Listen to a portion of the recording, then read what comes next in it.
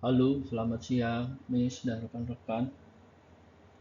Dengan saya Adimas Prayoga Pangestu dari Teknik Informatika Tanri Abeng University. Pada kesempatan ini, saya akan membahas topik komunikasi yang berbeda dalam konteks komunikasi lintas budaya. Negara yang kita ambil sebagai contoh adalah Amerika Serikat. Fokus pembahasannya adalah bagaimana gaya komunikasi masyarakat Amerika dapat berbeda ketika berinteraksi dengan budaya lain. Topik ini penting karena dalam komunikasi lintas budaya, pesan tidak hanya soal bahasa yang digunakan, tetapi juga soal cara menyampaikan pesan, cara menafsirkan maksud, serta kebiasaan sosial yang berlaku dalam satu budaya.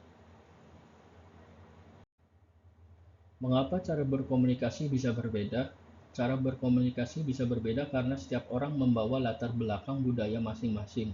Dalam komunikasi ada tiga hal penting, yaitu kata-kata, konteks, dan interpretasi. Kata-kata adalah apa yang diucapkan secara langsung. Konteks adalah situasi, hubungan, nada bicara, dan kebiasaan sosial yang mempengaruhi makna pesan, sedangkan interpretasi adalah cara pendengar memahami pesan berdasarkan budaya dan pengalamannya. Dalam materi ini, Amerika Serikat ditempatkan sebagai contoh budaya yang cenderung low konteks. Artinya, pesan lebih banyak disampaikan secara jelas melalui kata-kata. Makna utama biasanya ada pada apa yang diucapkan, bukan hanya pada situasi atau isyarat tidak langsung. Namun, ini bukan berarti konteks tidak penting. Konteks tetap ada. Tetapi dalam budaya Amerika, pesan diharapkan lebih eksplisit agar tidak menimbulkan ambiguitas. Ciri utama komunikasi di Amerika Serikat. Terdapat 4 ciri utama komunikasi di Amerika Serikat, yaitu direct, explicit, informal, dan partisipatif.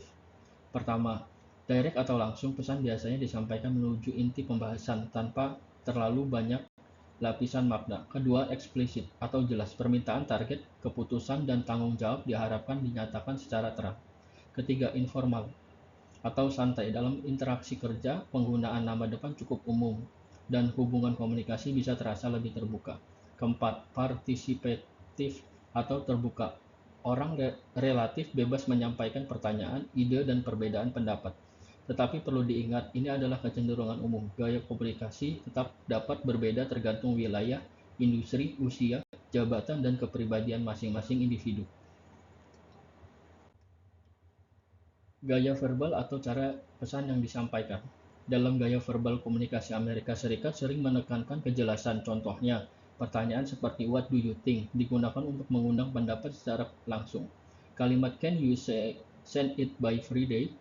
menunjukkan bahwa batas waktu disampaikan dengan jelas. Lalu kalimat seperti "I disagree because" menunjukkan bahwa perbedaan pendapat dapat disampaikan secara terbuka, tetapi tetap diarahkan pada alasan atau isu yang sedang dibahas. Ada juga contoh "Let's clarify the next step" yang berarti tindak lanjut perlu dibuat eksplisit. Jadi kata kunci dari gaya verbal ini adalah clear, direct, dan spesifik. Hal ini bukan berarti komunikasi Amerika selalu kasar atau terlalu tegas. Tujuannya adalah mengurangi ambiguitas, mempercepat pemahaman, dan memastikan semua pihak mengetahui apa yang harus dilakukan. Sinyal nonverbal yang mendukung pesan. Selain kata-kata, komunikasi juga dipengaruhi oleh sinyal nonverbal. Dalam konteks Amerika Serikat, beberapa sinyal nonverbal yang sering muncul adalah kontak mata, jabat tangan, ruang pribadi, dan keheningan. Kontak mata sering dikaitkan dengan perhatian dan kepercayaan diri. Ketika seseorang berbicara sambil menjaga kontak mata, hal itu dapat dianggap sebagai tanda bahwa orang tersebut serius dan terlibat dalam percakapan. Jabat tangan juga masih umum digunakan dalam banyak situasi profesional formal. Selain itu, ruang pribadi cukup diperhatikan. Orang biasanya menjaga jarak fisik yang nyaman ketika berbicara.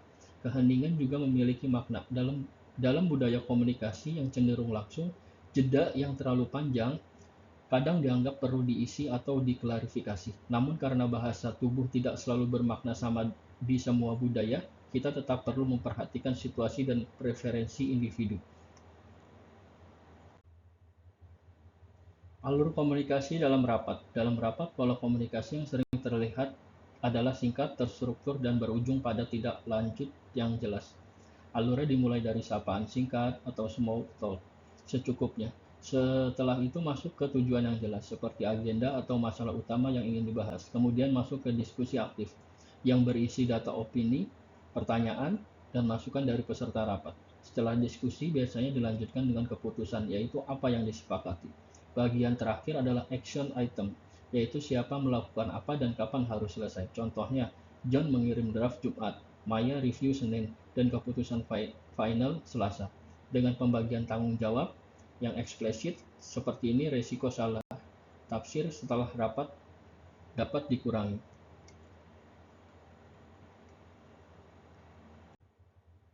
Contoh salah paham lintas budaya.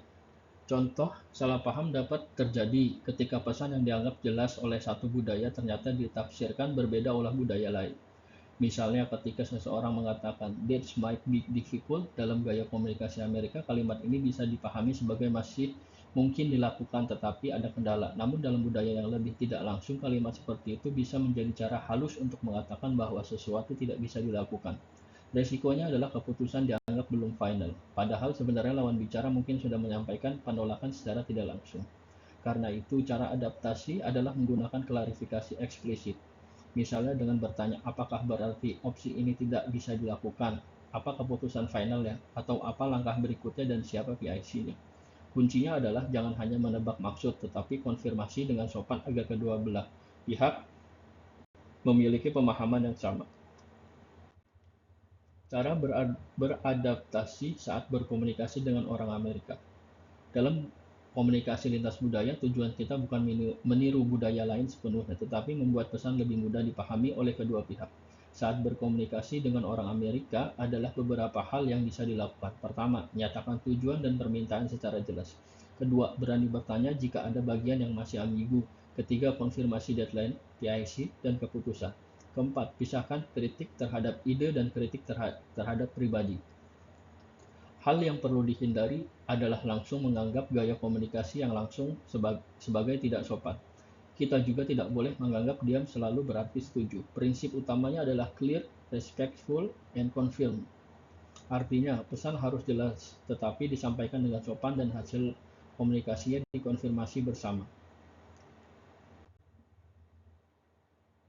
Kesimpulannya, komunikasi yang berbeda di Amerika Serikat dapat dipahami melalui kecenderungan budaya low context. Artinya, makna utama banyak disampaikan melalui kata-kata yang eksplisit. Dalam interaksi, komunikasi Amerika cenderung langsung, jelas, relatif, informal, dan terbuka terhadap pertanyaan maupun pendapat. Gaya ini efektif untuk mempercepat pertukaran informasi, terutama dalam lingkungan kerja atau rapat.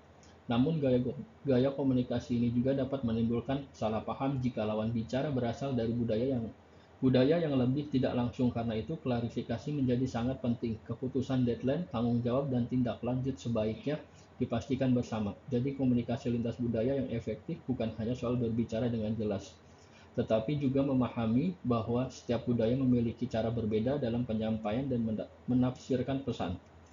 Sekian presentasi dari saya, kurang lebihnya mohon maaf dan terima kasih.